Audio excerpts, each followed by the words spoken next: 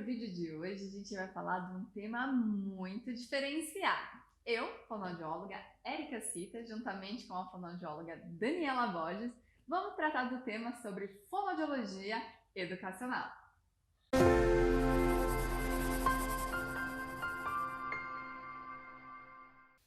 Oi, Dani, tudo bem com você? Tudo bom, você? Também. Olha, você trabalha muito com fonoaudiologia educacional e eu queria bater um papo contigo porque a grande maioria das fonoaudiólogas não recebem assim muitas instruções na faculdade sobre como entrar nesse mercado de trabalho. E eu acredito que ele deve ser muito promissor. Conta um Sim. pouquinho pra gente.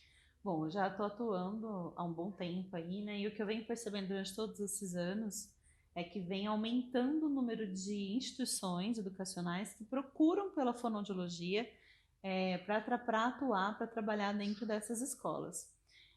O trabalho da fonoaudiologia dentro da escola, ele é diferente de qualquer outro trabalho.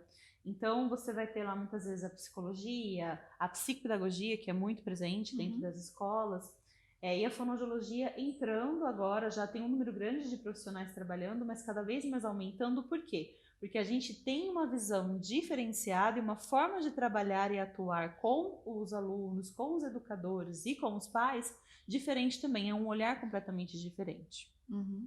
E observando assim, acredito eu que uma das principais dificuldades deve ser como iniciar essa primeira relação, esse primeiro contato com a escola. Você poderia contar pra gente o que dá certo, o que não dá certo, um pouquinho da sua experiência? A primeira coisa que eu sempre falo para as fonos, né, que querem atuar dentro da educação é que você precisa primeiro entender esse universo, Uhum. e entender o que você pode oferecer para a escola. Porque muitas vezes a escola não está nem sabendo que existe esse trabalho a ser feito. Uhum. E aí você chega e oferece e fala, olha, eu posso fazer isso para os alunos, isso para os educadores, isso para os pais, agregar tais e tais valores e benefícios para a tua instituição, e a escola não sabe, então você precisa saber exatamente o que você pode fazer por ela para poder oferecer. E os meios de oferecer, você pode oferecer muitas vezes com projeto, você pode ir lá e conversar e explicar esse trabalho. Existem meios diferentes de ser contratado também, que a gente pode discutir e explicar isso para o pessoal. Muito bom.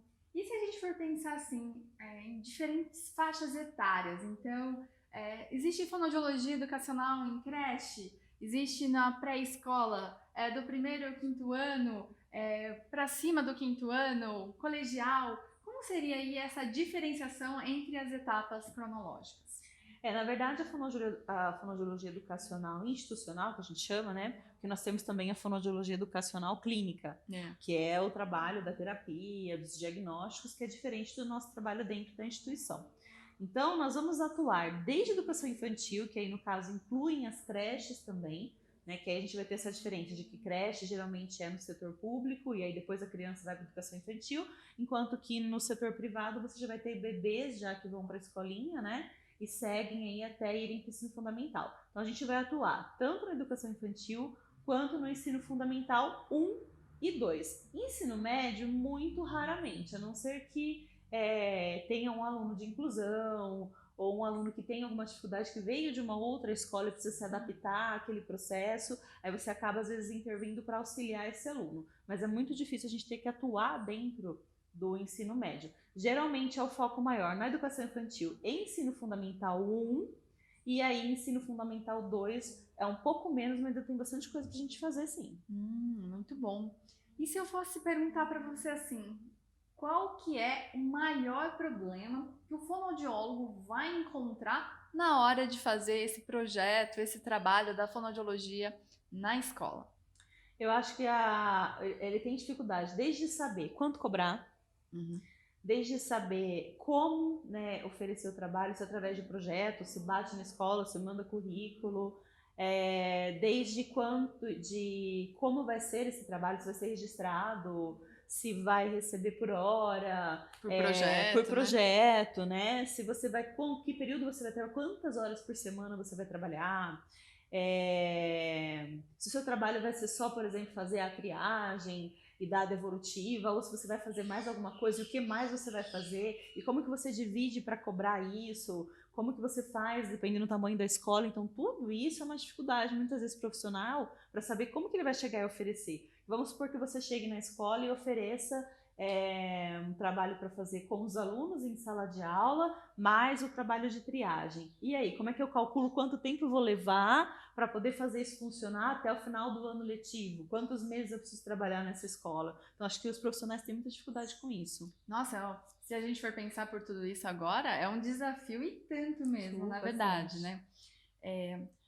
Conta um pouquinho, assim, do que você acha que funcionou como dica que dá certo. Você separa, assim, eu crio uma certa estratégia com as crianças nessa faixa etária, ou eu crio uma outra performance, um desenvolvimento com essa outra. Nessa aqui é mais legal trabalhar com música, esse é mais legal trabalhar com exercícios, orientações. Lembrando que, também, o trabalho da fono na educação não é só baseado nas crianças em si, a gente também pode até, inclusive, chamar professores para dar orientações vocais, orientações também de postura, tensões cervicais, a gente pode trabalhar com os pais no abandono de hábitos, né, inadequados, que nem chupeta, dedo, bruxismo e problemas variados, né? Então, como mais ou menos você pensa, de uma maneira mais rápida, resumida aqui pra gente saber, para enfrentar essa diversidade de aspectos assim e para que a coisa funcione e dê certo?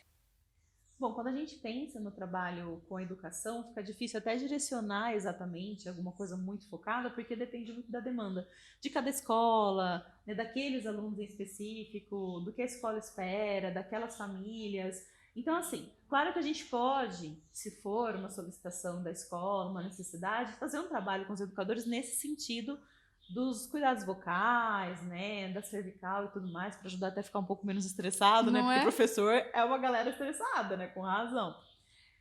Mas o objetivo maior é garantir que os alunos aprendam, se desenvolvam, né, atinjam aí grandes níveis, uma qualidade de alfabetização, de leitura, velocidade de leitura, então tudo isso faz parte do nosso trabalho.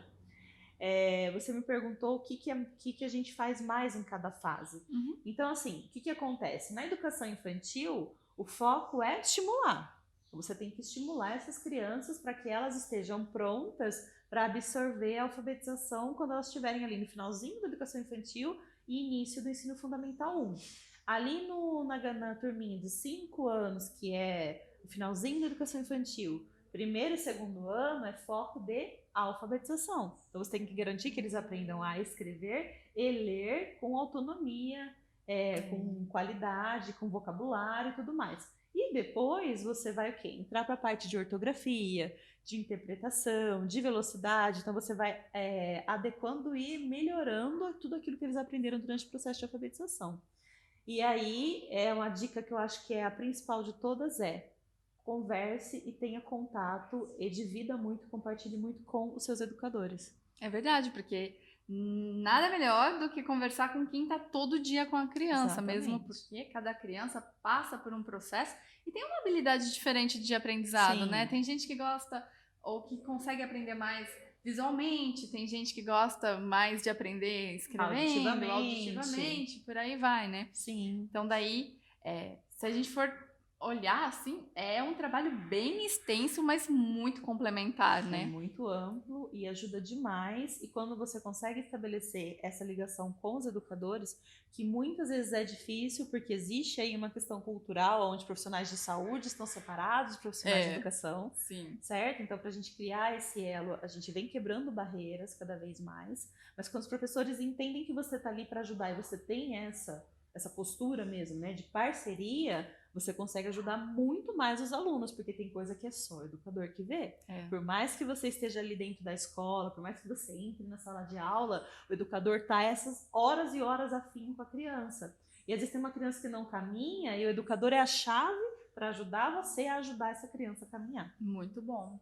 Sabe uma pergunta, assim, uma curiosidade minha, já que eu nunca trabalhei em escola, como que é? Você vai de jaleco? Não vai? O jaleco atrapalha porque a criança associa ao médico? Que tipo de vestuário seria seria legal para você Eu não uso trabalhar? jaleco, gente. Eu no começo, inicialmente, eu até ia, mas existe mesmo essa questão de que as crianças têm, algumas têm medo, né? Acha que vai tomar injeção, que Um vai... terrorismo da injeção, né? Então, até mesmo no consultório, eu até tenho jaleco, mas como eu trabalho basicamente com linguagem, eu evito o jaleco.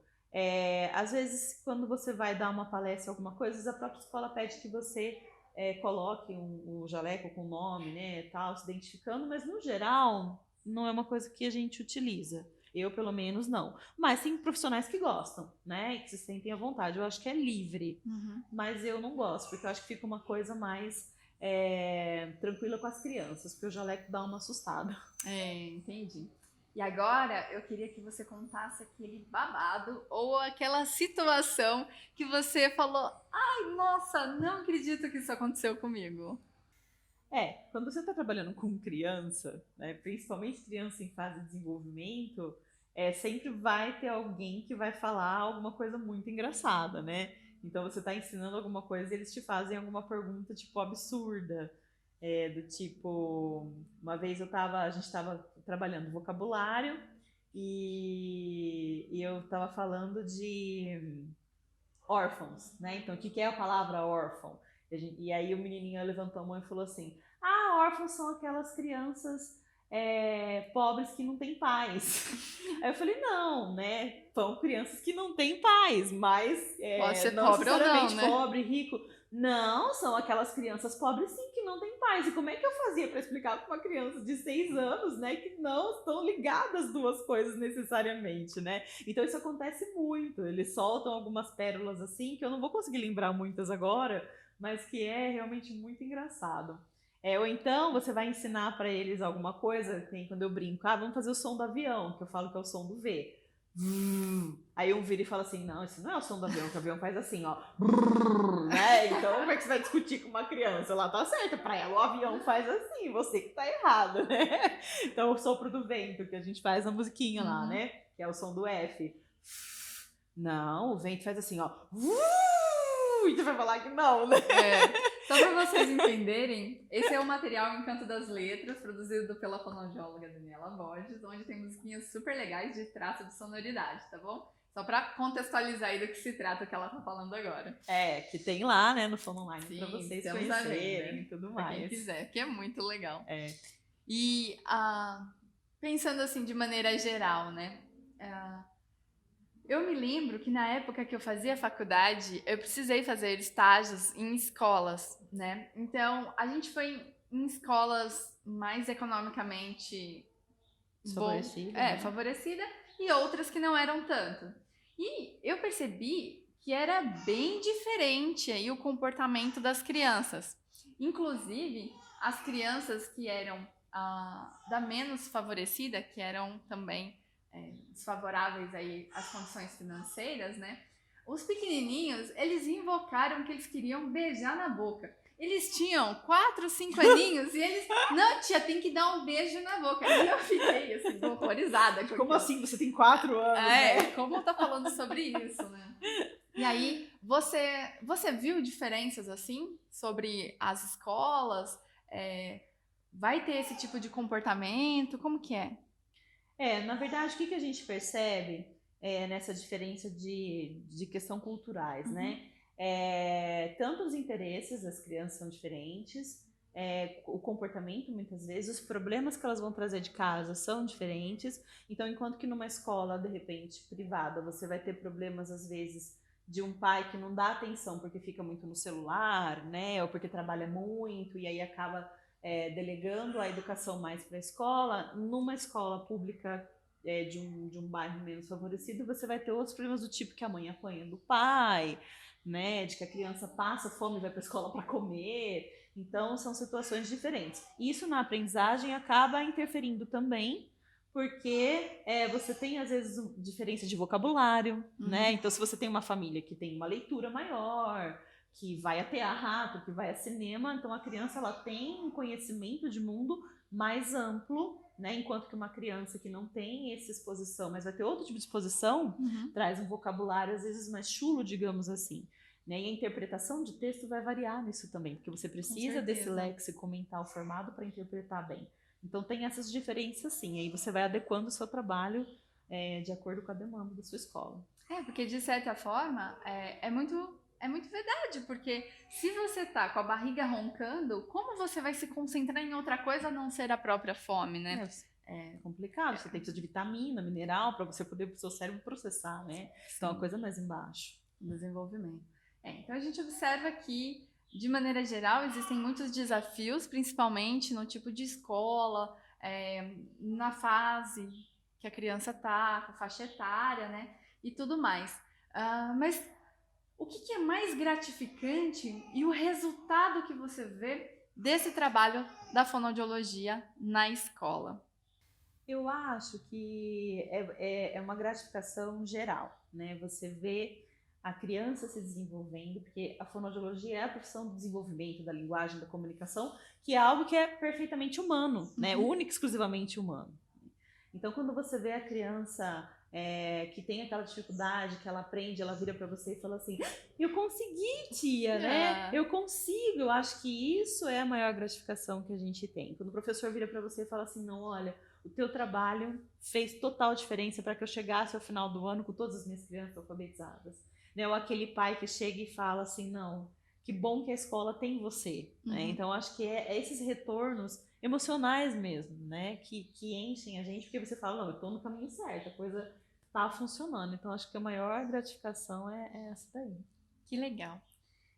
Então, pessoal, se vocês gostaram desse vídeo, não esqueça de dar o seu like, curtir, se inscrever no canal e contar pra gente sua experiência, fazer sua pergunta.